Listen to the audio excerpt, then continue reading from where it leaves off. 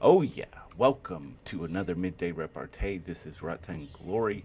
I am joined today by surprise. Captain Fuckhead is with us. Yeah, returning Yeah. like Tyson. uh, he is officially just co hosting on Fridays now, but, apparently, if he's up to it, if he's not busy with something else, he might pop in now and then, which I Which is appreciate. true. How's it going, man? I'm all right, mate. I'm more excited about the space chat we were having before this Scott Snyder wanker appeared again. Yeah. No, yeah, you're right. Maybe we'll set that show up. I don't know if I'm ready for that yet. I really want to just notice this. So it says Scott Snyder and Tony Daniels. Tony Daniels sounds like a really shit wrestler, but I would like to swap the S and the apostrophe onto Tony's and imagine that that's what he calls his penis. Tony's Daniel. Yeah. Yes. Yeah, I like that. That would probably I'm sure that would get some more sales. Um, we also have Fresher Luke with us today. How you doing? I'm doing good. How are you doing? I'm doing good. Yeah. I'm doing pretty good today. I drank pretty heavily last night and probably Yeah. said a bunch of really stupid shit. Yeah, as we said a usual. lot of stupid shit last night. You got mad. I was being logical. The most logical I've ever been while drunk, strangely.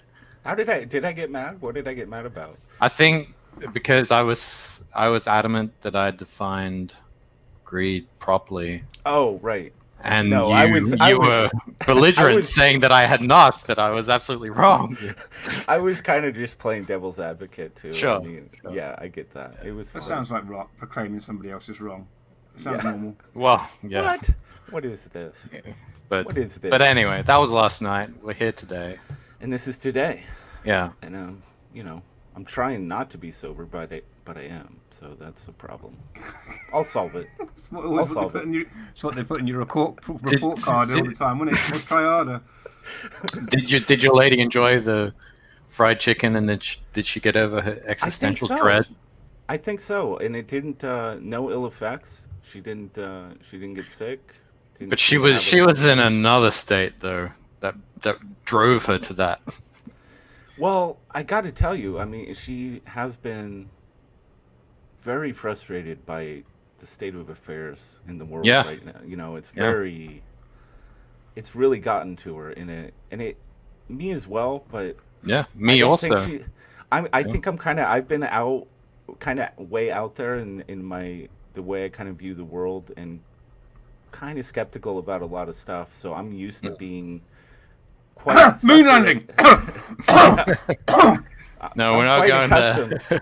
quite accustomed to being separated from the majority. I think for her, this is stepping out into a world that she doesn't agree with. It's a new jarring experience. Yeah, It's really- it can be it's quite weird. scary sometimes, actually. Yeah, because you're like, what? Everybody is treating this like it's absolutely real, like it's fundamental, and when it isn't for you, that does create, anxiety. I think for people, I'm used to it at this point. Well, I mean, it's not only that. It's like it's the further idea of like the people that you thought you knew. All of a sudden, you don't know them. They're strangers to you because Absolutely. because either you've willingly or been forcibly ejected from the cave, so to say. Right. And now you're in the sunlight and it's blinding, and everyone's telling you that you're crazy, that you're blind, when in fact you can see the most, but you haven't quite realized it yet. Anyway, Right. Yeah, and she has. It's caused turmoil with friendships. Oh, yeah. I think Yeah. she's absolutely lost a longtime friend, and there's one that's kind of teetering. So, yeah, it's stressful. And then so she's like, her answer to that was Kentucky Fried Chicken, I guess. yeah.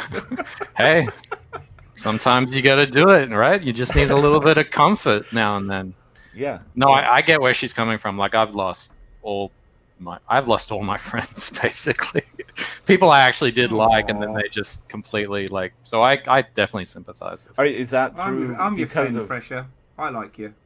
I hate you, Captain. Sorry. I know, but that doesn't have no impact on how There's I feel. no reciprocation here. It has no impact on how I feel. All right, thank you. So is that because of ComicsGate, or is this something that started before ComicsGate for you? I think it started during ComicsGate because I used to work in the animation industry, and now the whole industry is basically going full woke.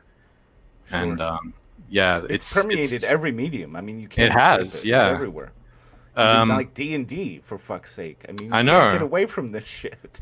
Well, the problem was working in animation was how I paid my bills, and now they've basically made it so that I can't, because I don't, because I'm an individual, I think for myself. That's How dare you? I know that's problematic, and so they're It's like, horrible, well, then man. I just can't believe you would even consider doing such a thing. It's pure evil. Man. One of my favorite YouTube videos I've seen in a fair while. You might know him. No, I don't mean like as in know him, but Ethan Becker. Oh, I thought you were gonna. I thought you were gonna point to one of my videos. No. He did a video about a girl who was working for Disney. Who when she went for the original interview,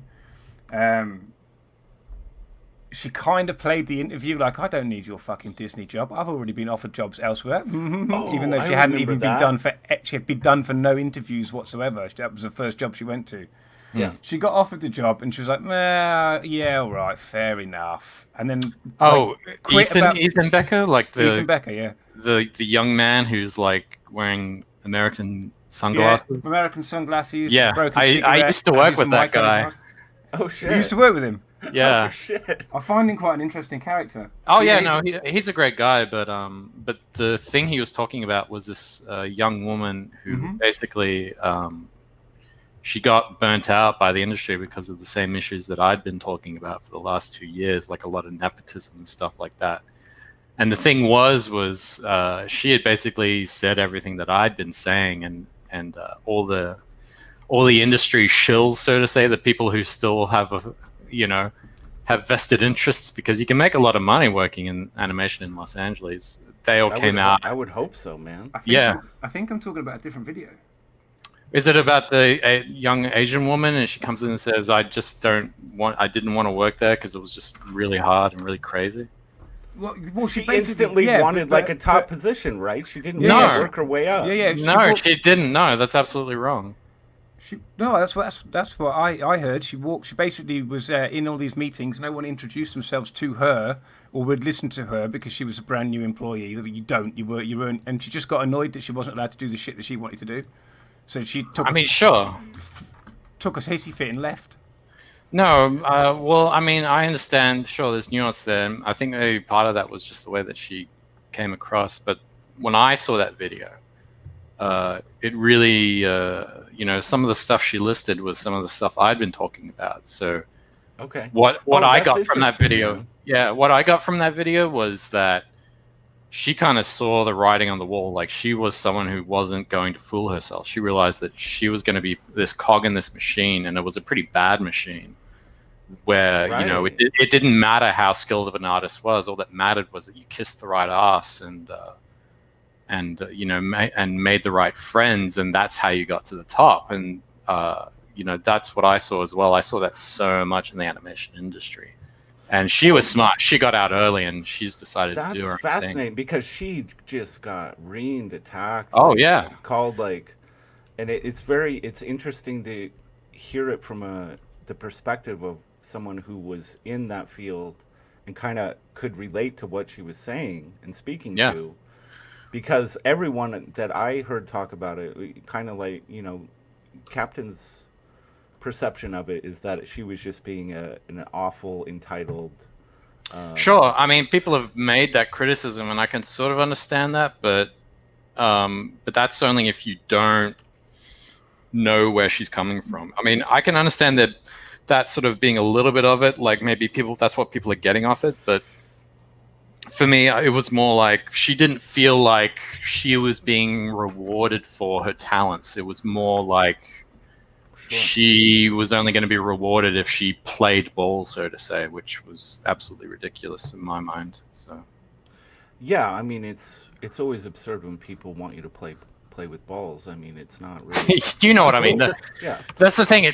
When I say that, I mean the political game. You know what I mean? Like. Oh yeah, right. Sorry, yeah. I misinterpreted. How you doing? It's the same game, isn't it? How you doing, Dave? Hey. Yeah, no, I'm good. Sorry, I got my my new pup in my room here, and he's just getting a bit antsy. Nice. Yeah, no, he's That's good, but cool, I got to man. watch him because he shits and pisses on the floor still. Ah, well, So if I mute myself or anything, you know why? It's because I'm talking to the dog. gotcha. It's because you're taking a shit on the floor. Yeah, I mean, some, solidarity, man. Show him that it's, he's not alone. Yeah, we should all Hey, take no, it. I've shit on many a floors in my life. Yeah, we should all shit on floors. We should all do Not it. always out of choice either. So So shit. I guess. I mean. Oh, I did want to ask, Luke. Like, what? I mean, being an animator, having that skill, it's got to be something that has, even if you're kind of had to step away. Well, I mean, it's got to be a skill that is valued and sought after. I mean, are you able to get work still? No, No, not at even independently as like a freelancer.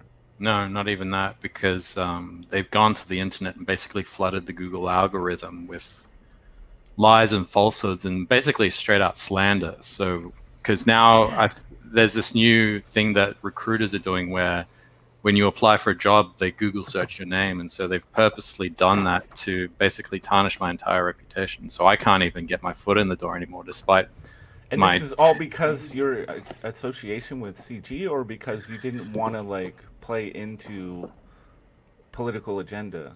No, this was because at the end of 2017, the Harvey Weinstein scandal broke. Yeah. And when it broke, everybody, and you know this, when it broke, everybody, all the liberals in Hollywood lost their shit because, one, it was sort of an admission that they had known what had been going on this whole time while they were sitting there saying, Right. stop the whatever, stop abuse of women and power and blah blah blah blah blah. Yeah. Well, Stop the presses. A man is using his position to get laid. Oh my God, it's amazing. I know, right? And so they all doubled down on denouncing it, and then all the female assholes who work in animation, they're all catty ass bitches who are just the most pettiest pieces of shit in the world, in my opinion. They all got together right after the scandal broke because they internalized it all, and they said, "Oh, who in our industry is like a Harvey Weinstein?" And so they started picking off the big guys like Lasseter and Chris Savino. And then after they ran out of those targets, they started going after the smaller targets. And at the time, I was trying to get a animated short finished so that it would be greenlit for a series called, and the short was called Dungeon Crawlers. Yeah. And that put a target on my back. And so they all got together and they created this internal blacklist because they had formed this secret Facebook group, and so they created this internal blacklist, and they put my name in that list because obviously I was on the way up. I'd almost finished this short, and it was better than anything they had ever made. And they distributed that list to all the other studios, and yeah, it's been a hard struggle ever since. Unreal, man. I'm really sorry to hear that, dude. Yeah. And it sucks to say, but this is becoming a common story, and it's fucking brutal, man. So what are you doing? How are you? How are you paying to be the fair, bills, there is a great outcome from all of this for Fresher Luke. He's now friends with Narwhal. Well, there you go. That's not a bad outcome. I agree. It's not, but it doesn't help me pay my bills. Did you did you help with the animation, the little bit of animation on Foreign Agent there? No, actually, that's been all Narwhal. He's pretty good at that. He did sort of show it to me and be like, "You got any pointers?" Like, I got no pointers, man. You're pretty good. Just because we're both very different artists, but Is there anywhere that we can check out work you've done, or? Yeah, I mean, there's a whole bunch of places. There's my Twitter. So you have animations posted on your Twitter? Oh well, I got animations, sort of my storyboard work posted on my YouTube channel. Actually, sorry. Okay. So what is your YouTube channel? Don't just say my YouTube channel. It's Fresher Luke. There we go. Okay. It's pretty straightforward. Sorry. But if you want to check out Dungeon Crawlers, it's online. It got leaked. Just type in Dungeon Crawlers Nickelodeon in the YouTube search bar, and it'll pop up. If you want to That's see awesome, that. dude. I absolutely want to see your work. Sounds like you have quite the talent. Jason Black is like, we what's currently have happening? 6. Well, We have 6 people watching. If they all go to Fresher Luke on YouTube now, he'll be on 280 subs. Oh, Looks like really? a Yeah, Fresher that Luke is now, true. yeah. My subs have been going up, even though I haven't posted anything lately. well, you've been, you've been making the rounds. You've been on a lot Sure. of shows, and Yeah. yeah, I'm trying to find you right now. I'm gonna post the link. Oh, For Fresher Stream Live, episode 14 looks interesting. I'll have to check that afterwards. Which one's that? Fucking Worm Boy, what's his name? Oh, Doug. Doug How'd you was like a them gr- 10 apples? Yeah, Doug was a great guest. He's a great guy. I like the thing is like I don't try to discriminate on my guests. So, like I want to have really interesting guests, regardless of who or what they've done. There's obviously some exceptions, like the people who kicked me out of the industry, but in general, I just wanted to interview interesting artists and sort of get to know them as people. Oh, did we lose him? Who? Oh, Dave. Maybe. Dave. Yeah. Well, his dog probably pissed on him, and he had to go. Oh, all right. Dave will be back. He'll be fine. He'll be fine. But anyway, Yeah. I He did. really I needs to set his posted, avatar to something, though. I subbed to your channel, which I hadn't Oh, thank done you. already. I mean, why didn't you get me to do that before now? What the hell's I wrong think with you were drunk last night. Did you? Yeah. Well. Yeah.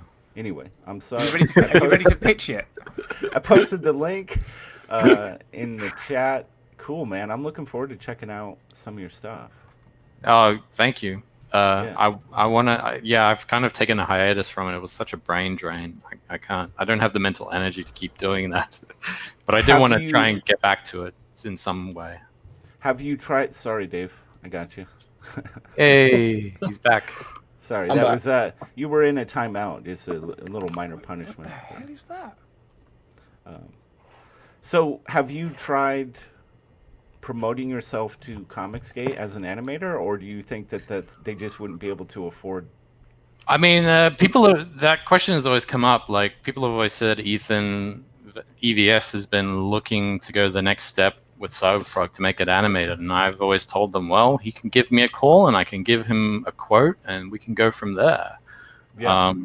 Like, that's the most I can do. I haven't really sort of been promoting it because I'm sort of still on the outside, even though I hang out with Narwhal and all that. Yeah. Um, Dude, you're on this channel. You're all all plugged in right. now. It's all Awesome. It's all secured now. Awesome. But right now I've just been trying to build things up, and that's why I was doing the Forsaken Gods campaign.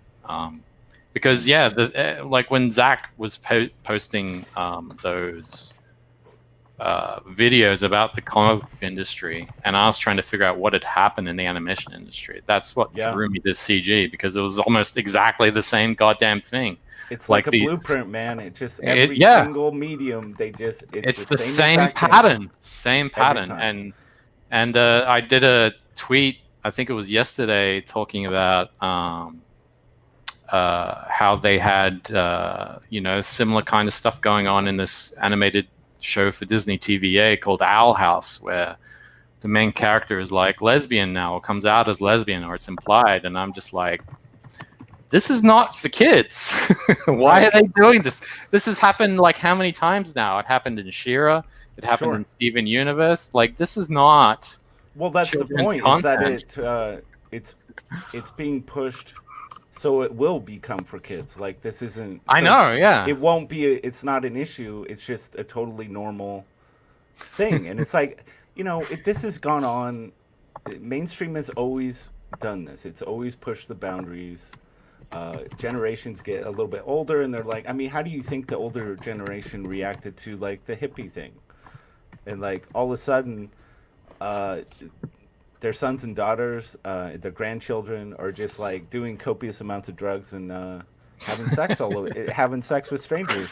And it's like, do you think that they responded well to that? But mainstream was pushing that, and they just keep doing it until there's going to be an eventual Well, point where it's like there's nowhere else to push it. Well, I mean, you would think, but there always is somewhere else to push it. Just when you think you've reached the bottom of that abyss, it opens up and it just keeps going. And that's the problem. It's like, and I guess this is the eternal struggle between progressives and conservatives, is that progressives are always trying to hold the line, like keep something consistent. So there's like a foundation, whereas progressives just want to keep pushing and pushing and pushing and pushing, and they don't know when to stop. A complete lack of respect for tradition. That just doesn't. It's almost viewed as evil. Yeah, I mean, look, there's like strength in both. I understand that you need new ideas, but at the same time, like, don't throw the baby out with the bathwater. It's like, and that's what they're doing in animation, and it's not. Like, kids don't need to be learning about their sexuality at like 6 years old and 8 years old. Oh God! I don't know why they're doing this. I have no. I mean, I do. I have my speculations, but it's like it's really weird. Like they seem to be pushing sexuality in children like younger and younger, like every single year. I don't get it. Like, and it's quite scary, really. It's lower the age of consent. I'm sorry. Can you repeat, Captain? Straightforward. It's just because they're pushing to lower the age of consent. Right. Right. So they're a bunch of pedophiles, basically. Pretty much. That's where it's going. Well, yeah, I mean that's been going on in Twitter as well. Like maps, right? Like they've been. Now, what is this fucking map thing? I'm sorry. I don't have minor attracted person. God damn, dude. That's I don't the have new the political. Stomach. I don't want to. I know. I don't even want to go. I don't want to look at it. I don't want to know what it is. But it's that's seeing the bottom. That's the bottom that we're talking about. You said there's nowhere else to push it. That's the next stage. Not the bottom I'm talking about. Well, yeah, you know what I mean. The bottom of the barrel. You think you've reached the bottom of it, but it just keeps going. So. Right. Yeah. Yeah, it does seem to be like this is, and you're starting to see films come out that are like trying to create a sympathetic kind of vibe toward pedophilia. It's like, what the fuck is going? I don't understand, but why there isn't more pushback from adult. Are adults just so stressed out about? Have you not seen survival sort of that they're not on in New York? Have you seen the cross-dressing kids that strip in pubs for money while their parents film this shit? Yeah. What the fuck? Fucked up. It's fucked up. Yeah. Anyway, I have seen that. Anyway. This is a whole rabbit hole. Went really. We went. Dude, so, I joined the Snyder, how you doing, man? And now, ladies and gentlemen, let's all talk about Scott Snyder. We're talking about maps, and now it's a perfect segue to talk about Scott Snyder. But in an odd way, I mean, there is a connection here because I do think we're seeing a bit of an evolution of this SJW infestation, this takeover in comics. What we're kind of seeing with Scott Snyder, because he's hired Camilla Zhang as his campaign manager, and she was before this was actually kind of the gatekeeper that Kickstarter hired. Yeah. Right? She got fired. I think he felt sorry for her, and so he hired her. He's like, I don't think feeling sorry for her had anything to do with it. I think he's like, well, I need an SJW shield, and who better? Oh yeah, right? Yeah. Like, I'm going to use her as a shield. Who knows how much she's extorting him for? And that's how I view it. I think it's extortion. It's almost like it's no different than like some thugs coming into your business and being like, so do you want this place to get busted up? Nice store you got here. Yeah, exactly. If Be you ashamed don't want that that to happen, happened. I mean, maybe reach into the till there and give me a few $100 every week, and we'll be good. It's like, whoa. It's like in the Departed, right? When Jack Nicholson comes in, right?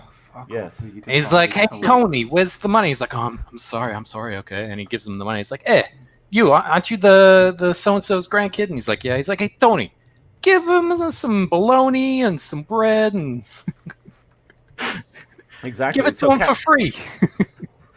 So what you're saying is that Captain Fuckhead is not a fan of The Departed. Fucking hate that film. It's shit. Well, isn't it a remake of Infernal Affairs? Yeah. I love that movie. Which is Infernal Affairs is a fantastic film. Yeah. It's a shame about the second and the third one. But Sure. The second and the third one are still better than The Departed. Yeah, The Departed just felt like it was checking boxes. Check. It's just a fucking cheap American remake. They did the same with Old Boy with what that fucking Josh Brolin. Fucking turned out into a right mess. That was awful. Old Boy, the original Old Boy is so fucking so good, so powerful. They even the American remake kind of shines a little. If you didn't know Old Boy existed before that, you'd probably think, wow, this is something special. But it's so shit by comparison. How many films has Old Boy influenced now? You look, every single action movie you see come out of Hollywood has an Old Boy style fight scene in it. Except the only difference is that instead of taking the fight scene and moving the camera around and making it one fucking spectacular, almost omnipotent shot, like the Japanese managed to do, what the Americans do is they fix 1,000 cameras and just show you one frame from each camera at a fucking time. Yeah, right. And you can't even tell what's going on. It just gives you a goddamn headache. Fucking infuriating. Dude, the Old Boy scene with the hammer, there's just the one ongoing take, and people were actually getting fucked up during that. Like, that scene's insane. Oh shit! Yeah, it's beautiful. Anyone who hasn't seen the original Old Boy, just immediately educate yourself and check it out. It's cool.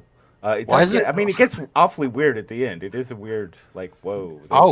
There's some incest going on here. That's part of the sort of the horror, isn't it? It's like that's actually a case where it's like a good twist, where it's like talks about really deep issues about stuff. But So Jason brings up hire the Kickstarter gatekeeper, which is Zhang, and make 90K on the first day, and it's like. It's Scott fucking Snyder, right? He's gonna make 90K in the first day. I think he's doing it. I don't think he needed that to succeed. I think he needed it so his success would not be attacked by the SJW crowd. It's a shield. It's like him going, I know this is gonna be big. I'm Scott Snyder. I've got a great artist. I've got a cool, subjectively cool concept here, and I need protection. So he's paying someone to protect him. Literally. He's paying protection money. Yeah. So are we saying our SJW is now modern day mafia, basically? Is that what we're saying? I'm sorry, repeat that? I said so SJW. Sorry, SJW is a modern day mafia now. Yeah, I think so. I think this is the evolution here is that they don't have nice suits. And maybe this was part of the plan from the get-go, or it's just kind of evolved organically. But like now, I think we're starting to see this pattern of, well, if I have this person connected to me, or part of my campaign, or part of what I'm doing, maybe it will be a buffer. Yeah, no, I mean that's absolutely true. It's the same thing in animation. Yeah, they've created sort of this. It's almost like a silent coup. They've placed themselves at the top of this moral hierarchy and basically said, if you want to do business now, you got to go through us. Like it's the ultimate gatekeeper, and the same thing is going on in the comics industry, right? Could it just be that Scott Snyder can't be asked running the campaign, so he's gone, who's going to be the best person to run a campaign for me? Oh look, someone just got fired from Kickstarter. You know how it works. Like there might not be much of a conspiracy theory to it. Let's break that down. Like why would you hire someone who just got fired from the company that you're doing the crowdfunding? They're available, and they're available. But it's like it's hiring the blimp operator who destroyed the Heisenberg. Is it the Heisenberg? There's enough of them. Which one is it? Let's just gloss over it and assume that you're right. The Hindenburg. Hindenburg, yes. Yeah. So it's like hiring the blimp pilot who crashed the Hindenburg. Wait, was that fucking Breaking Bad? Did you just do What's My Name? I'll be honest, I had a drink before I got on. I got a little bit confused, but it's the Hindenburg. What's my name? They sound Hindenburg. similar. Oh, they sound similar, right? Give me that. Okay. Yeah. Got it. No, you're right. It's like, whoa, you just failed miserably and literally got booted from this platform, and now I'm going to hire you to manage my campaign on the same fucking platform. But she knows the platform. Is what I'm saying. Yeah. Like she knows how the platform fucking operates. If she that's hard because it's if she knew how the platform operated, why did she get fired? Because she was shit at her job. Yes, there you go. She still knows how. So she obviously doesn't know how to use it as well as people think. So. She probably knows how to use it better than I do. What? Fair enough. You're a comics-gator. Why would you? I suppose she potentially she could know like the ins and outs of it, like to get it promoted best through Scott the Snyder system. from SJW. Oh, yeah, that too. Yeah. I mean, look, it's like that mafia money. It's like me saying I need to know something about animation. Who am I going to go to find out information about animation? You know what? I'm going to go to Bristolian Dave. No, I'm going to go to Fresh Luke. Why you go to me? I know about animation. I'm still going to go to Fresh Luke. But have you worked in animation? No, never. I can't draw for shit. There you go. That's why you should go to me. I give her fresh eyes on these things. I'm curious. You'll learn to love me, Luke. Don't worry. It takes a while. That's right. Scotsman says Snyder is disappointing. I'd be curious. I know he's probably slaving away in his office right now, but man, I wish you could get in here and give your thoughts. But yeah, I don't. Is it weird Jason, that I haven't heard of this?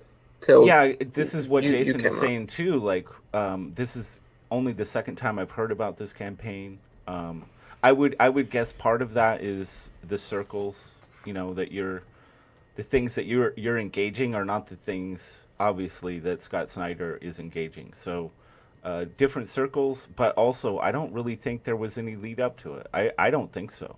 I think it just kind of he just dropped it like a bomb. Yeah, because I follow him on Twitter as well, and it's like, I think unless he's blocked me, of course.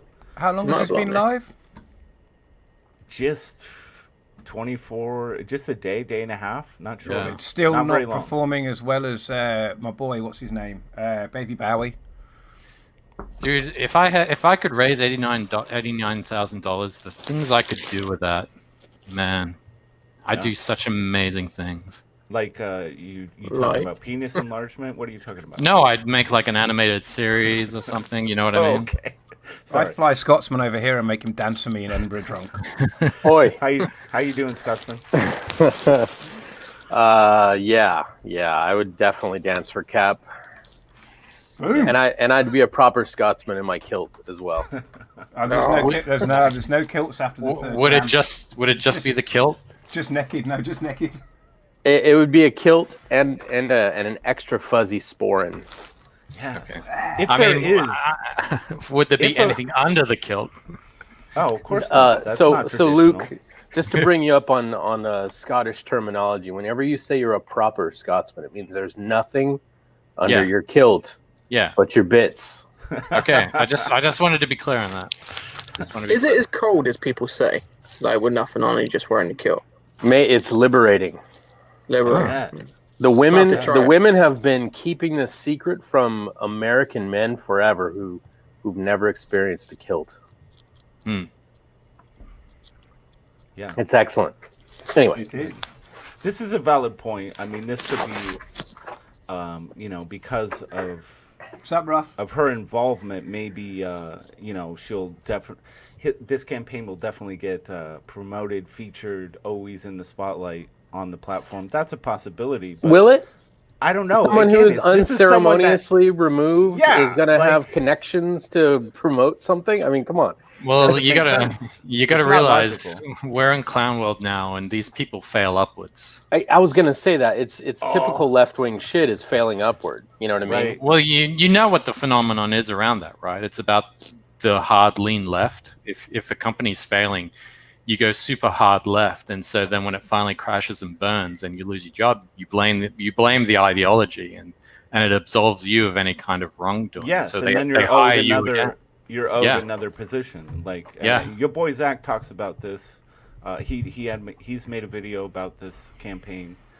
Talks about these topics, and he nailed it. It's like she was owed something. Like when I get fired, I'm owed absolutely fucking nothing. Yeah. And I can't imagine being part of a group where getting fired could almost mean that you will fall into something better. It's like crazy shit. Yeah. Because this seems like a fucking cake. This is a cushy gig right here. Yeah. I don't know what percentage or what she's getting here, but all she has to do is like respond to some inquiries and act as a shield. Basically, yeah. Balls in the drawer, that's what she's got. Yeah. She's got dirt somewhere. Yeah. I do want to, Razmaz, how you doing? Always good to see you here. If you can, if you're watching, please like the vid, share it out. We're gonna deep dive into this thing. I'm curious what your thoughts are on Kickstarter's Black Lives Matter featured prominently, right under their logo on every page, even on the campaign pages. Yeah. What if you don't? What if you're someone who doesn't support or align? Someone who doesn't like Marxism, right? What if you're someone who likes capitalism? This is if you have a campaign on Kickstarter, you're promoting Black Lives Matter. You have no choice. You have no say in the matter. Terrorist. As far as I know. Right? I kept seeing on Twitter that video of that dude getting punted in the head, going down a sack of shit, right from behind. That was absolutely disgusting. Man. And they're spreading lies about this person, saying that they drove into protesters trying to kill people. Well, that's what they do. Yeah, and then the video came out. The video came out to show what he actually did, and he didn't do shit. Like he was trying to help. Wasn't he trying to help a trans lady? Yeah, a lady was being assaulted. A lady was being assaulted outside of his vehicle. Yeah. He was pulled over. He yelled out the window like, "Hey, leave her alone," kind of a thing. And they came at his truck and they started attacking him, and he slowly pulled forward and then took off. And no one was in any danger of getting run over. Somebody was holding onto his truck and fell off of the side of it, but he did not. A fucking idiot. Yeah, he didn't swerve into anybody or try to plow anybody over. If there were an example of anyone safely pulling away from a curb, being mindful of people around him, that was about as textbook as you could get. Exactly.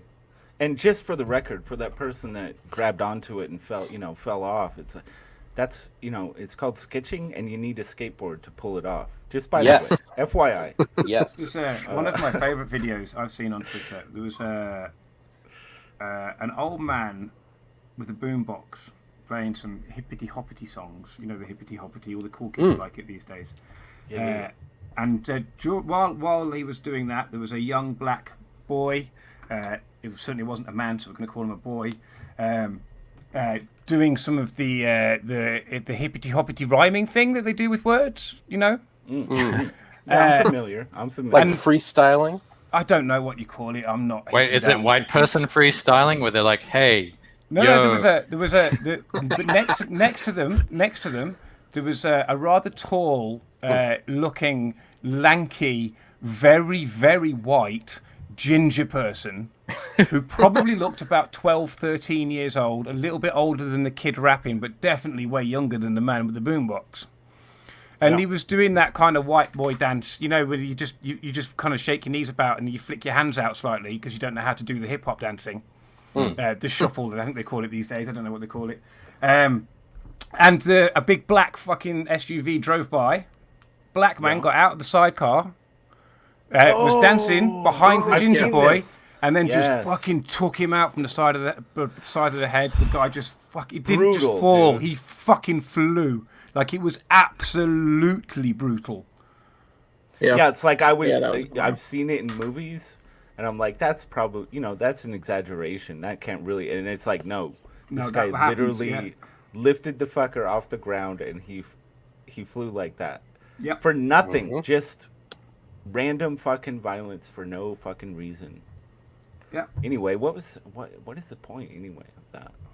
Why'd you tell that story? Yeah, Black Lives Matter. Okay. Not sure it's related necessarily, but we'll take it. We'll allow arm yourself. Yes. Arm so yourself. Kickstarter is very committed to Black Lives Matter.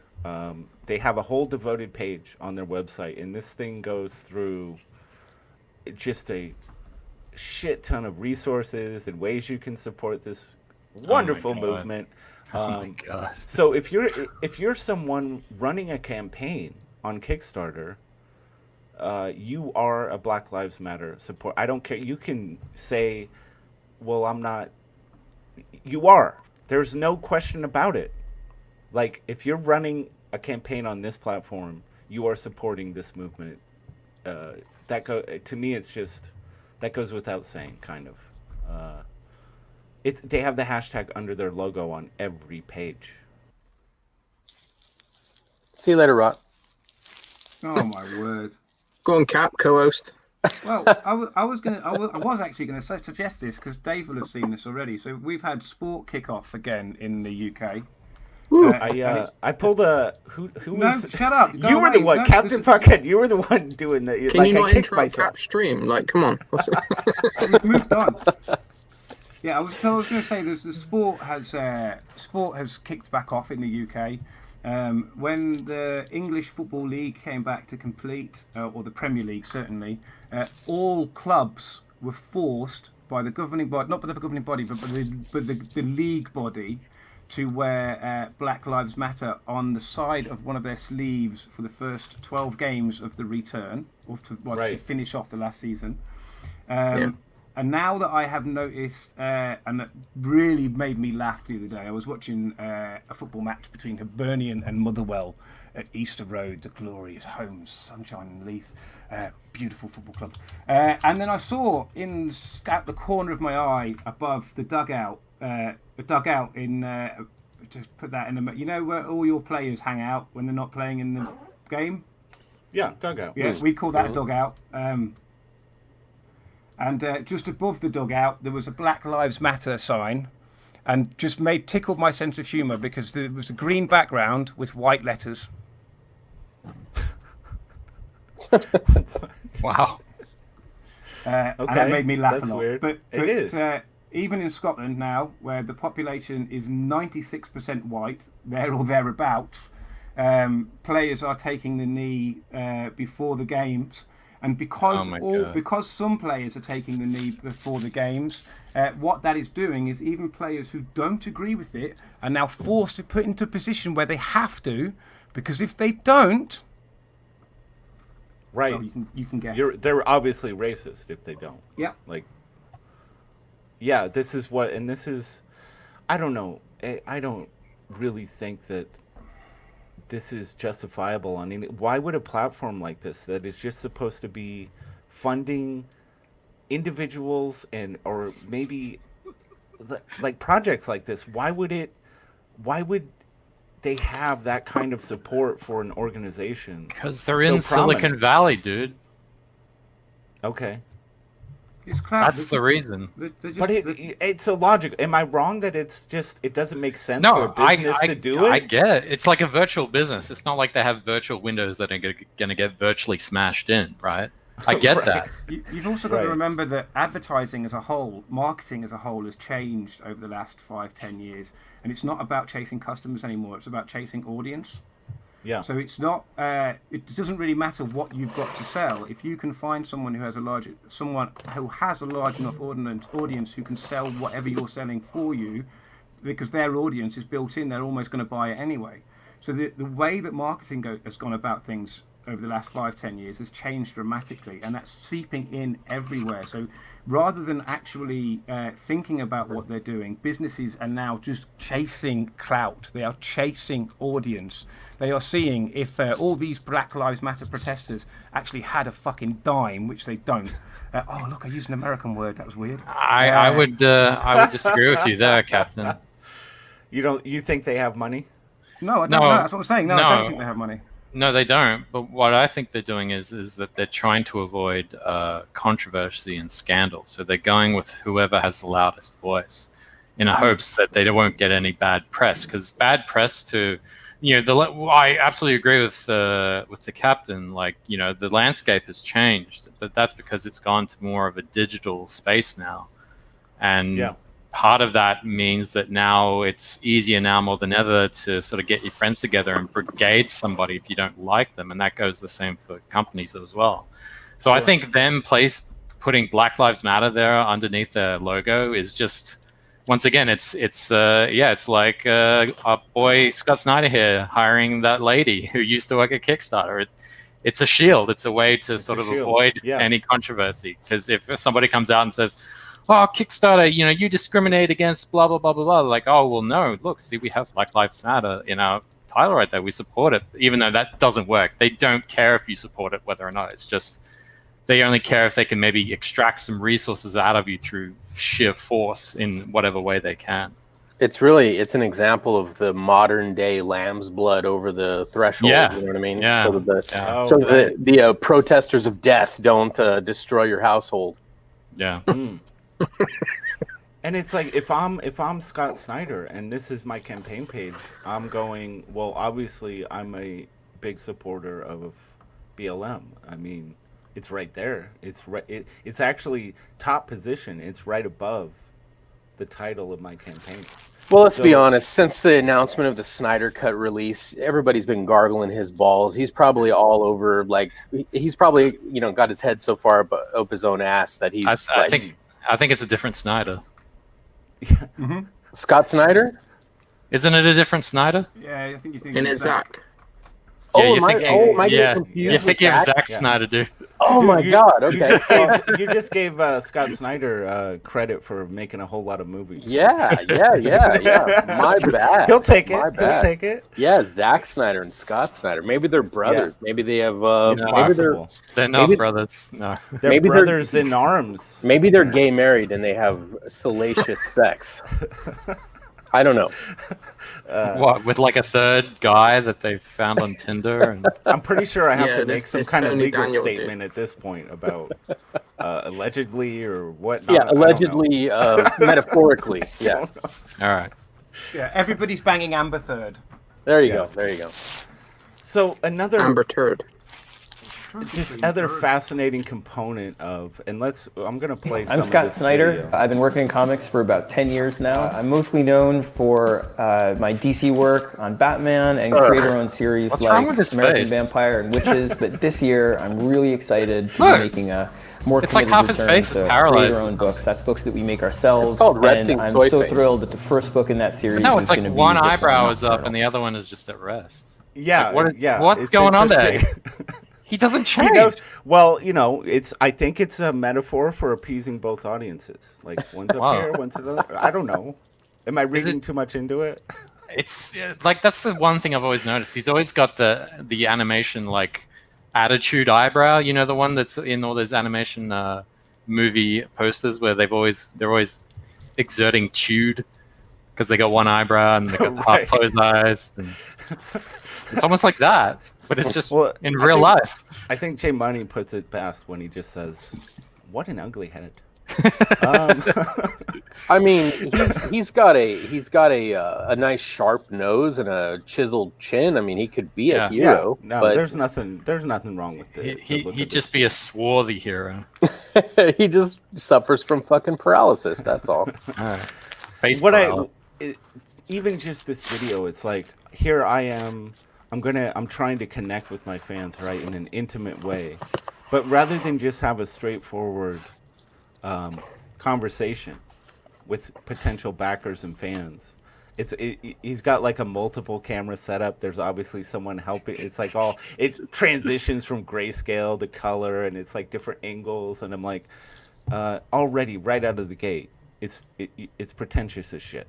Right. Well, you see his hand motions. He's got the pleading slack arm laying flat on the desk, like he's reaching out to you unassumingly. Whoa. Hold on. That's a bit of a straw man there. I'm feeling this is going into Mahler territory. We could do an EFAP on this one. I don't know. I'm looking at the hand gestures here, and he's really approaching you, like trying to disarm you here. You can see that. Yeah. Well, I love this. There's this little moment where he knows the other camera angle is going, and he looks kind of sideways at it. Watch this. And I'm so thrilled that the first book in that series is going to be this one, Nocturnal. It's like a little blip of like, oh shit, I know it's over there. Is it just me, or does he remind? Is he a shit Brie Larson? I don't know. It's not as bad. I don't. You know who he hard. reminds me of? He reminds me kind of a little bit of Eric Larson. the way Eric Larson talks. No way. Yeah. He's nothing like Eric Larson. Eric Larson. No, but I mean in mannerism. No way. There's this part I'm not. I should have. The description seeing how something like profit from this campaign. Oh, here it is. Book, Listen to this. From Best Jacket. My pledge to backers, honestly, is that I'm not taking any profit from this campaign. The fuck? So why are you doing it? What is this shit with these SJW fucks insisting that they're never gonna make any money? Why is this a thing? It's communism, dog. What the fuck Bad is to this make about? money. It's a bad look to make money. No, it's a bad look to make more money than them. They don't like it when you make more money than they do. I think I've just figured out what's going on with his face. I think he's just sniffed his own fart.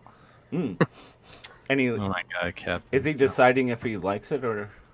I think that's what's going on. Yeah. He's a little like, I don't know, that has kind of a unique flavor to it. I think can that's get what's into happening. that. I'm pretty sure that's what's going on. Yeah. Well, he's got the underbite going. So wait, is he not making any money on so he's not taking any profit because it's all going to what's her name? The That's his Kickstarter promise to you, Dave. girl. As a potential Fucking hell, Rot. Oh no, To what? he's Mate, gone. Finish your sentence. He's What are you frozen trying in to say? time. Every He's frozen in fucking time. I love the face he's left. My word. Well, anyway, Right. continuing on with this, what else can we make fun of Scott Snyder for? Just the fact he don't want to make money on this. I don't get it myself. Like, If he's yeah, doing like- it for charity, then maybe that's a bit different. But he's just saying he's not making profit. Like, Yeah. Oh, it's It's gone. the absolute Oh, worst, he's back. man. He's back. You're Oh. back. Hooray. Welcome to the new California, ladies and gentlemen, where apparently it's too fucking much to have an internet connection and electricity at the same time. Well, I mean, I'm in California and I have no problems with that. Well, we keep getting, like, PG&E is messaging us saying your power could be out from this time to this time, and Yeah, see, I'm where I'm at, where we are separate from PG&E, so it's all good. yeah, that is a good thing. Jesus, Yeah. what an evil corporation. I was gonna move, Anyway, but now I'm not. what I was gonna say, Dave, is that it's a promise. It's his promise to you. Scott Snyder is giving a promise to you as a potential backer that he will not make a dime.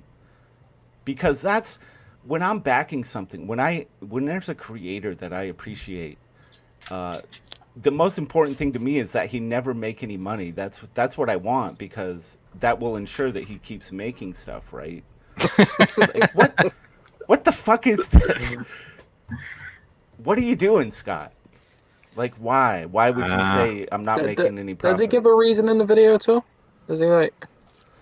Well, I didn't even at that point I turned it off because I'm like, whatever, dude. It could just be My lip whole service. goal with this is to be able to fund more books. And at the end of the day, we just wanted to say thank you. Whether you back the campaign or not, please hear from me and Tony and Tomeo and everybody on the team that we know it's a hard time in comics. It's a crazy time all around. But the fact that you still support comics in general means the world to us. So, best fans in the world, thank you again. Wait, he said it's a hard time in comics. I thought the comics industry was doing really well before DC like sacked everyone off. I'm confused. They're sending me mixed messages now. I mean, look, you're still very welcome, but I would like to just say hello, ComicsGate. That's what I'm asking. Yeah, right.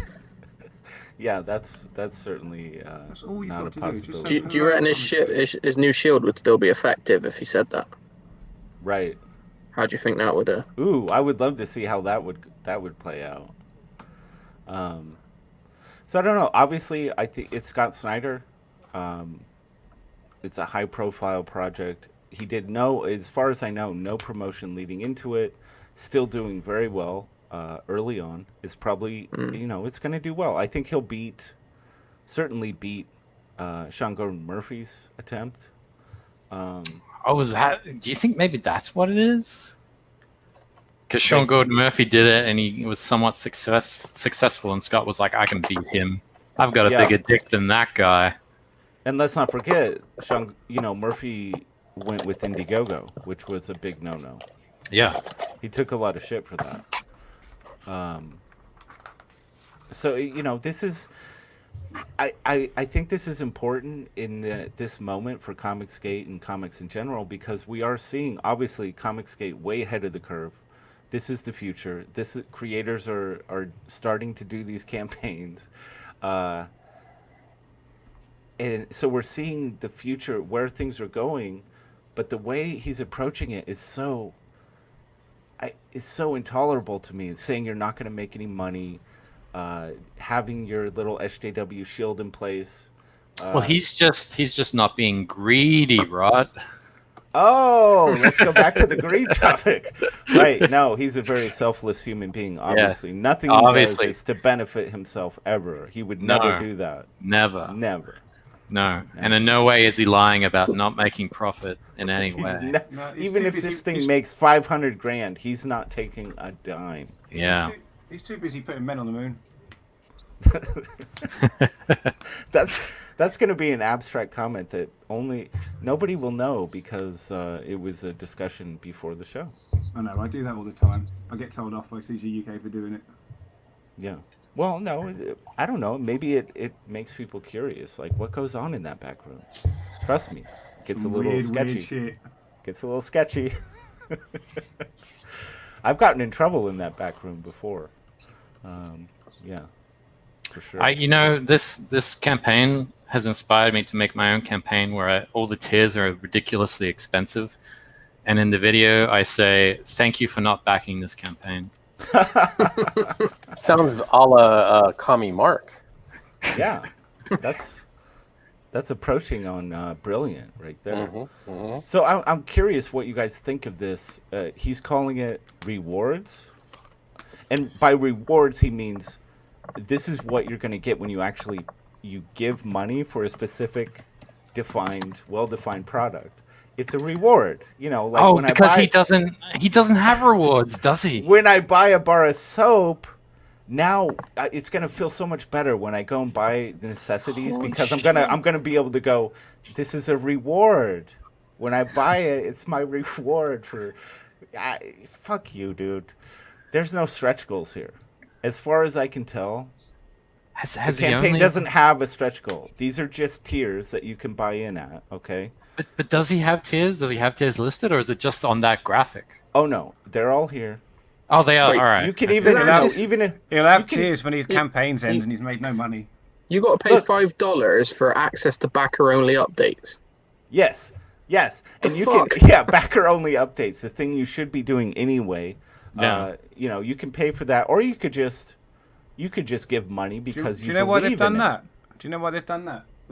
They'll have done that specifically because they'll have been looking at people on YouTube and they go, oh, look, Patreon. We could do that.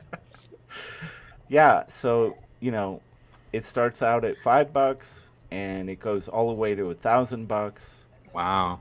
And there's no stretch goals here, guys. This isn't a stretch goal campaign.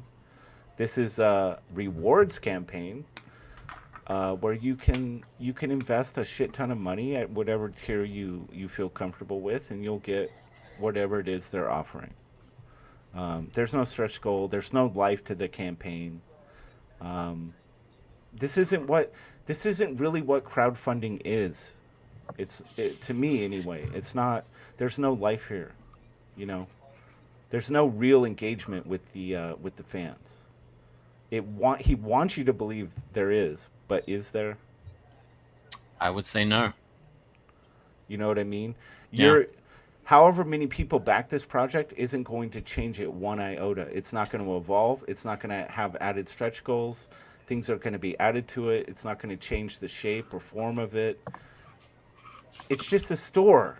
And this is the problem with I think, with these guys coming over to crowdfunding, that they don't understand, is that there's they can't get out of that mindset of just being a store, of offering technically it is a store. It's kind of a pre-order service, if I'm going to play devil's advocate. Is your argument saying that, like, even though he's doubled his pledge amount, like, within the first 24 hours, like, if he does another campaign, like, interest is going to drop off because he's lacking this humanity to this sort of way he's doing things? No, I'm not. I'm just saying I think there's a lack of understanding. from this side of the fence of what creates excitement and life in a crowdfunding campaign. Because when I initially, and again, I couldn't afford to back Cyberfrog Wreck Planet at the the honeycomb box tier. I backed it at just the entry point $25 thing. When I did that, I had no idea I'd be getting a Cyberfrog toy, did I? I didn't know that. There were all through the campaign, as it grew, as it got bigger, my little investment of $25 started to yield me a lot more. Because of the stretch goals. Yes. Okay, that's life. That's excitement. That's what gets people fucking into it. It makes you feel like you're part of growing. Keeps you hooked. Yeah. Well, EVS marketed it as a subscription to his campaign. Yes, he did. But even those of us that couldn't afford the ultimate subscription, we're still getting a lot of that extra shit because the campaign grew and became so successful. This campaign has none of that. You can pay $25 and get the minimal shit, which is just I guess digital all access pass. What the fuck? or you can pay $1,000 and get Wait, no, you get a soft cover as well. You get a book. There's no stretch goals here. It's not built into this campaign. It doesn't exist. So I find that interesting. If I paid $25 and there wasn't a physical book and it was just a digital thing, I'd be super pissed off.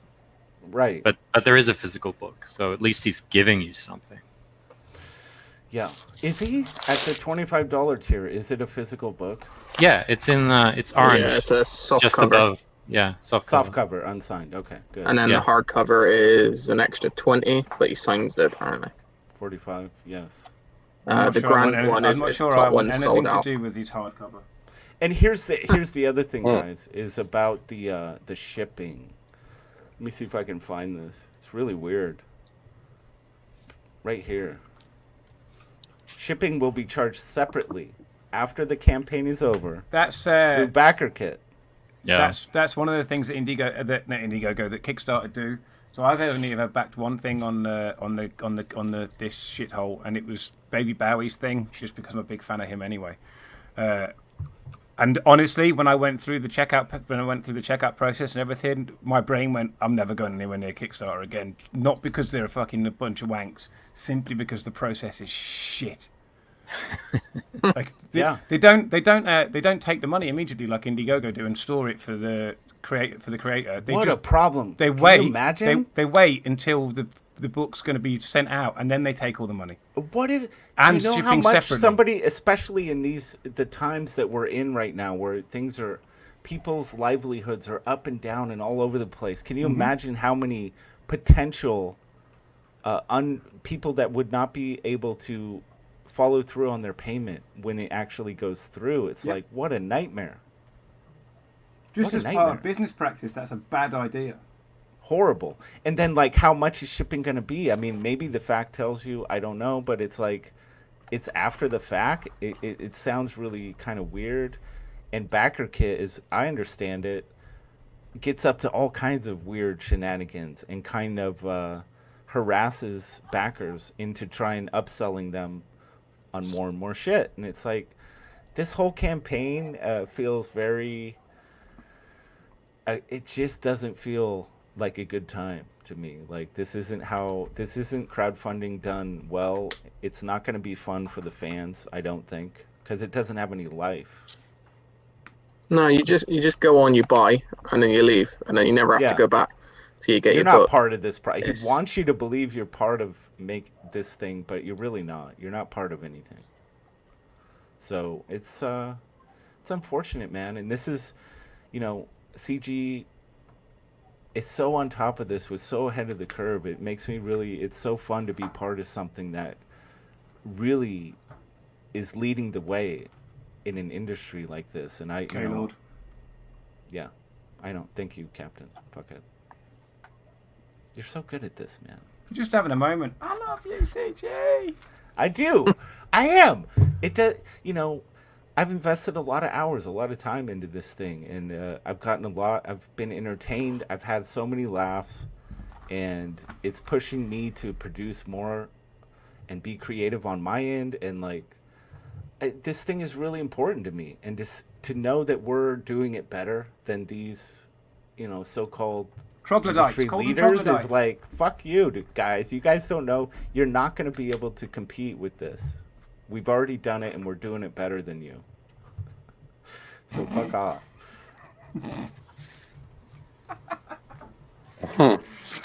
Yes. That's why he just broke the 90,000, because we're doing it better than him. I'm not saying, dude, he's a huge name in comics. He's going to succeed. I'm not Sure. saying he won't do big numbers. Sure. But if he actually did it the way that ComicsGate has shown is the most energetic, engaging way to do it, what could this campaign do? Would he hit 1 million? Yeah, no, good point. That is You a know good what point. I mean? Yeah. It's like, Yeah. of course, it goes without saying that guys like Sean Gordon Murphy and Scott Snyder are going to hit, 200,000-300,000. It almost is like it's a foregone conclusion. Yeah. But what could they do if they actually did it the way that CG has laid out? Like, what could they achieve? I think it could Honestly, be a as lot long bigger. as they keep dragging more people over to the crowdfunding space, I don't give a fuck if they succeed or fail, because people are going to hear like, oh, have you ever heard of Indiegogo? That's another crowdfunding site. Well, And actually, I think it's a bad thing if they're going to be dragging more people to crowdfunding, because then it's going to flood the market, and then you're going to be competing with others. I'm talking about fans. I'm talking about consumers. Okay, sorry, my bad. Yeah. No, but I'm saying like they're going to bring a swath of audience who are normies, who don't give a shit, who just like comics, that have never heard of crowdfunding before. Very good point, man. Yeah. They're making Yeah. it's like these guys are kind of paving the way of making people more comfortable with the whole idea of it. Yeah. And then we're going to win them over because it's way more exciting over here. It's way more engaging. You actually get to hang out with the creators. You actually get to interact, have fun, be a part of it. We got to whole get that different virtual. experience. We got to get that virtual sandwich board in front of those fucking people who are walking into Kickstarter, though. Say, hey, check out Indiegogo over here. That's the big stopping point for us. But the thing is, all these DC readers that are getting their books cut down now, they're going to be looking for somewhere else to get their fix. Most likely, they won't go to Marvel, so they're going to look at crowdfunding. Yeah. So that there is plenty of opportunity there. Jay Money asks if BackerKit is a whole different webpage, and I do believe it's a whole separate. BackerKit is kind of this tracking. It's a tool that I think campaigns can use to kind of with analytics about their campaign, but they also try and offer services like how to. They're constantly. EVS talked about it, I think today or the other day, and it's like he had to fucking call them out and just like yell at them because they kept trying to say, look, we could try and get your backers to do this. And he's like, don't harass the people who supported me. I don't want you to harass them. How about we just deliver what we said we're going to deliver and leave them the fuck alone? And Razmaz is like, BackerKit has been a pain in my experience when projects use it because they will send you emails. They will they will try to upsell you all the time. And it's like this constant barrage of shit.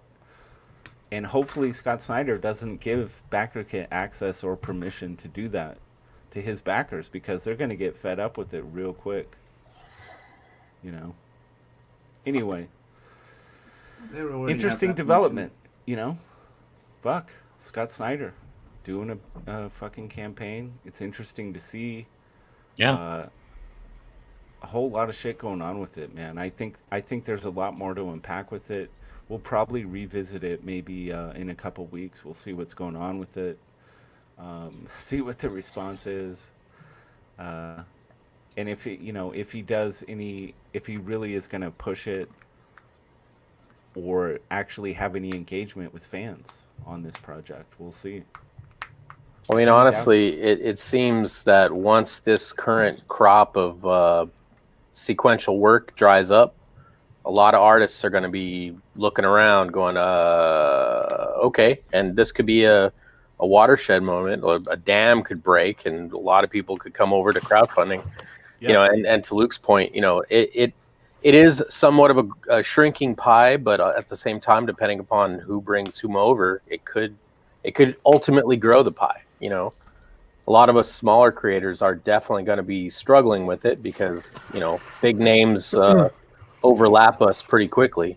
But people do have a finite amount of money that they're willing to spend on projects. You just gotta continue to build your audience. Don't rely on other people. That's exactly what I was going to say. You just nailed it on the head there. Like, these people aren't going to be building their audience. Any pros that come over to crowdfunding, however they go about doing it, they're not going to be asked about building an audience. They're going to go, I've already got my audience. I don't need to do shit. Exactly. Buy my stuff. So even as Scott was saying earlier on, bringing the fans over to crowdfunding, that is a massive win. We didn't even do nothing. We're just sitting here thinking about making stuff, and we're winning. Yeah. So thank you, Scott. Thank you, man. You're absolutely gonna bring people into this world. They're gonna start seeing, like, whoa, what's over there? This looks way more kind of interesting, way more fun than what this is. Let's face it, it's just a store. You know what would be really interesting? Go ahead. It would be interesting to see the difference in quality from the books coming out on the CG side of things and the books coming out from these people that have been let go by Marvel, DC, or whatever, and doing their own books. Well, a lot of these guys, you got to take into consideration, a lot of these guys have never printed anything before for themselves. They have no fucking idea what it takes to bring a file. The lateness thing that they keep trying to slap on CG is going to come into it for them as well, Jerome. Well, I think there's a bunch of things at play. They're going to have a whole learning curve. Obviously, they might have a team around them of people. They're going to reach out to people who know more than them. Most of the time, people who have never had to do something, you seek the knowledge of people who know, but not always. And the other thing I was just thinking to consider, the buffer between fan and creator that a lot of these guys have enjoyed for quite a long time is going to be gone. So they're going to have to turn into marketers, which, as you can see, they put together this production here. But that buffer where they're going to be engaging fans directly, a lot of fans might discover that, I thought Scott Snyder was a nice guy, but fuck, he's a dickhead. You know what I mean? So that the wool might be pulled from their eyes, and a lot of these fans that come over hoping for something great might start looking around, getting curious. Nailed it again. That's going to happen because what as far as I can work out, what's going to happen is that you bring the fans over, but all of a sudden the fans' eyes are going to be turned because they're going to be dealing with creators like Scott Snyder, like Sean Gordon Murphy. Well done, sir. Bad boy. And they're going to go, well, I've got no engagement. Like, they promised me engagement. And then their eyes are going to be turned because they're going to go, oh, what's Russ Leach doing? He was a comic book pro. He worked on Doctor Who. What's he doing? Oh, look, he's on YouTube. He's actually engaging with his audience, promoting his book, doing the things that I want to see creators do. You know what? I'm going to give Russ Leach my money. I've heard of Brian Pulido. Wait, he's doing something over here? Oh, wow, he's huge. Yeah. Exactly. Yeah, I think you guys make really good points. I disagree with Fresher ever so slightly. I think actually bringing more creators to the table helps too. Yeah. I'm not afraid of that at all. I'm not afraid of that at all because you go through the CG rulebook. What's rule number 1? Build your fucking own audience. If you don't build your audience, you're gone immediately because nobody's going to know who you are. Is there an audience assembly kit that you can buy at Lowe's Hardware? I want the audience assembly clit, though. I'll tell you that. Look, as I said, I've had a drink. That's no. I'm somewhat inebriated. Audience assembly kit. God, talking about clits. Oh man. What are we going to do with you, man? It's been a year since I've gotten any pussy, all right? Just bear with me. Every knob looks like a clit now. Yeah. And now the connection to Narwhal becomes all the more clear. You guys are struggling. You're struggling to get some play. I get how it is now. Look, when you are a handsome Australian man and you're in the middle of, woke country, getting some play is nearly next to impossible. Right. Captain, do you What? Love Pigeon is here. Caca! There you go. There we go. Sorry, I derailed the convo. We were going somewhere. No, it was fantastic. I really enjoyed this conversation. The good news is that a lot of us can be charismatic. We can command people's attention. We're not shy about talking to people directly, and given the chance to compete, I think we could fucking beat their ass. Yep, I agree. Could we pound their pussies? I mean, use whatever prism you want to look through. All right, sure. I'm with you. That's fine. That's You could, but the amount of baggage you get from that would be ridiculous. Obviously, every second I let this go on is another second that Pressure Luke could just destroy me. Well, now he's thinking like a comic pro. I mean, how many are busted for that kind of stuff right now? You know what I mean? oh my god, busting. Oh my god. Yep, there it goes. There we go. It's devolving. I mean, look. What if? Sorry. What if you're a creator like me who struggles with being a public figure, who just wants to sit down and draw and just be known for his work? Well, you got to find a fucking writer who can carry the load then. Yeah. Who's Or willing to put his face out there. go crawl in a hole and fucking die. Oh, those are two amazing options. You guys are offering such great solutions. It's called a contrast. Rot and I span the gamut. You know what I mean? Clearly. That's right. Clearly. You have to give the full spectrum of what's Right. available, and crawling Yes. in a hole and dying is an option. It's there, but I'm definitely on the spectrum. You obviously, and I'm looking forward to checking out your YouTube channel, Fresher Luke, and I know that you have this incredible talent. You're an animator. You have a lot to fucking offer. Thank You're you. an I artist. didn't mean to make this about me. I was just. No, I guess I was putting forward an this argument. is relevant to the conversation, and it's like if you are someone who feels that maybe you can't build that audience the way you would like, or it's not something you're comfortable with, like Scotsman said, you got to find that team up. You got to find that group that you can be a part of. What you're doing right now, just being here, contributing to a channel. And the more you do this, the more it's going to help you. Yeah, that's easy because this is fun. You're doing it. You're already doing it, man. Hooray! Yeah. So That's the thing. That's I can the go game. into other people's channels, but I hate being on my own. You need to find yourself a co-host or something. I tried. Vaughn won't do it. he's like, I asked that one person, and they said no. So I'm done. I quit. That's it. Fuck it. Well, I tried my I'll tell hardest. you. Listen. I'll tell you a couple things, right? Sure.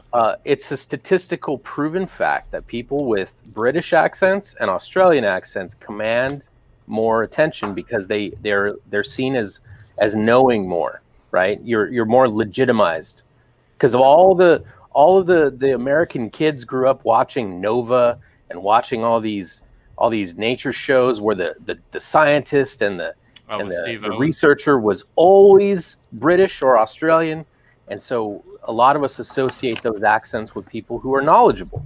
So I happen to know that you know what the fuck you're talking about. So why don't you do drawing videos? Explain your process. You know what I'm saying? Do that kind of stuff. Talk about what your craft is, what you know, that kind of thing. Do you think any of these scientists maybe had a Bristolian accent? Not one. I can categorically tell you that. Not one. Just checking because I'm British, but my accent's a little bit Bristolian. Today we're going to be looking at the starfish. I mean, I like to draw on Bristolian board, but see. So you trust the board, you trust the person, you trust the Dave. That's right. Razmaz says, "Luke, go the Cecil route and drink during the stream." I've done that. You're doing it right now. I'm doing it right now. Yeah, dude. I'm going to say very quickly that I think we have 14 people watching. Yeah, 14 people. Let's make Fresher Luke's day. Everybody go and subscribe to Fresher Luke on YouTube. Thank you. Please. There's a little gap. It's Fresher and then Luke. He is currently on 276 subscribers. Do we have the link? I'm gonna make it real easy and drop the link in. There we go. I would be eternally grateful for you if you got him to 280. I guess I owe you guys some pinups. Hey. That's right. Drawn pinups. Sorry. Drawn Oh, pinups. there's Wait until you get we're range, looking will ya? we're looking for some handies, man. That's I can't do those kind of pinups, but I can do ones of your characters if you want. See, Luke, I don't know what the fuck you're talking about. You got more subs than I do. Shit. Oh, look, J Wait, how much do you have, Scott? He's gonna like do it. He's gonna go sub. 264, I think. 265. Yeah, you. 279. We're on 279. Hooray! Hold on, I'm well, going. I'm going. hold on here, just to give some perspective on this. Yes. I think I loaded this page. You know, when Oh, we you started talking about it, right? So what have we? Are we at 280? 281. Boom. Thank you. Oh, there we go. 282, baby. 282. Damn.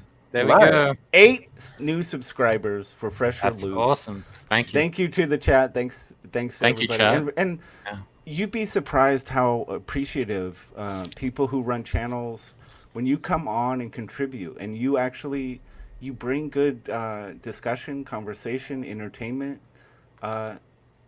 Channel people appreciate that shit, man. I appreciate it. So there is value in that, big time. Okay. So don't discount that, dude. All right. I gotta Captain drink Fuckhead, more. is there anything that you would like to shout out today? I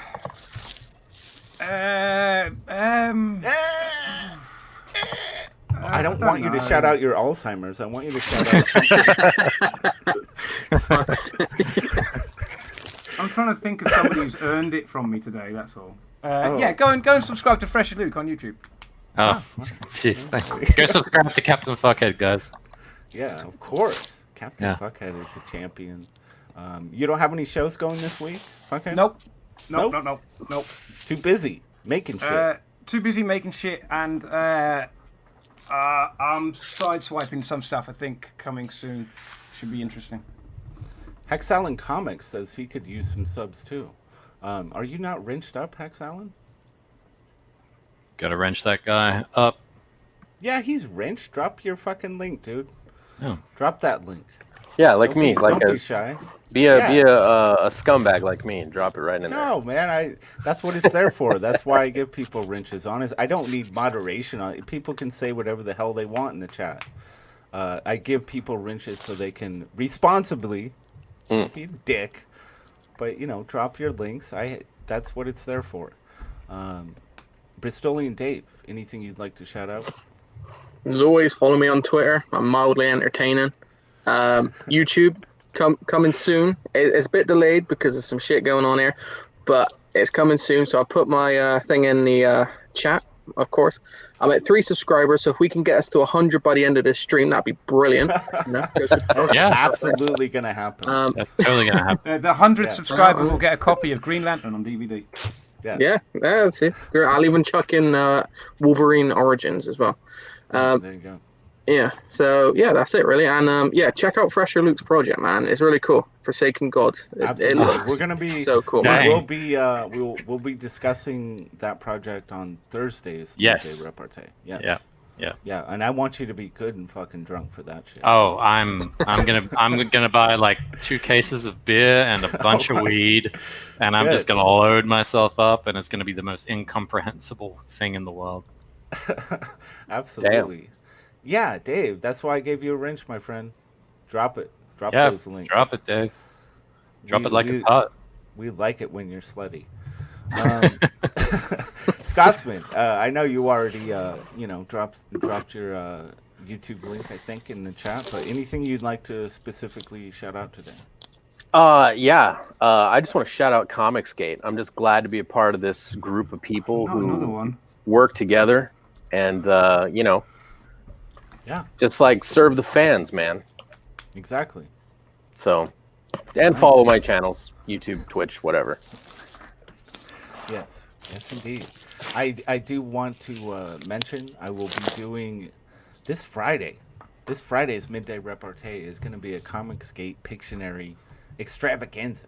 I'm still looking for some artists.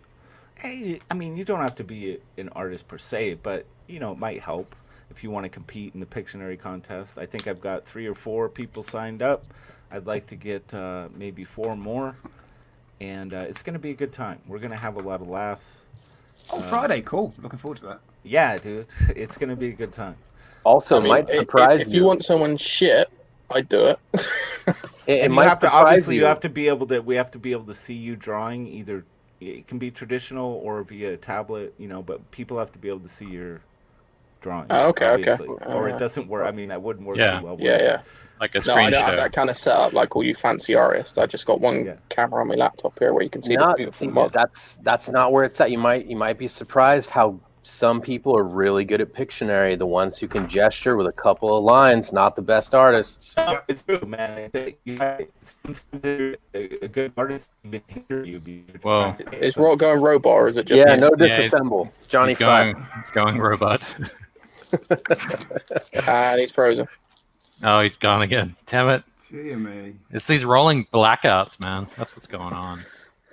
Terrible. Honestly. I'm in Cali. There's no we got no issues right now. I'm Yeah, in I'm Cali as well. We got no issues. So, Yeah, I'm So is he. Maybe he's just got to fix his internet then.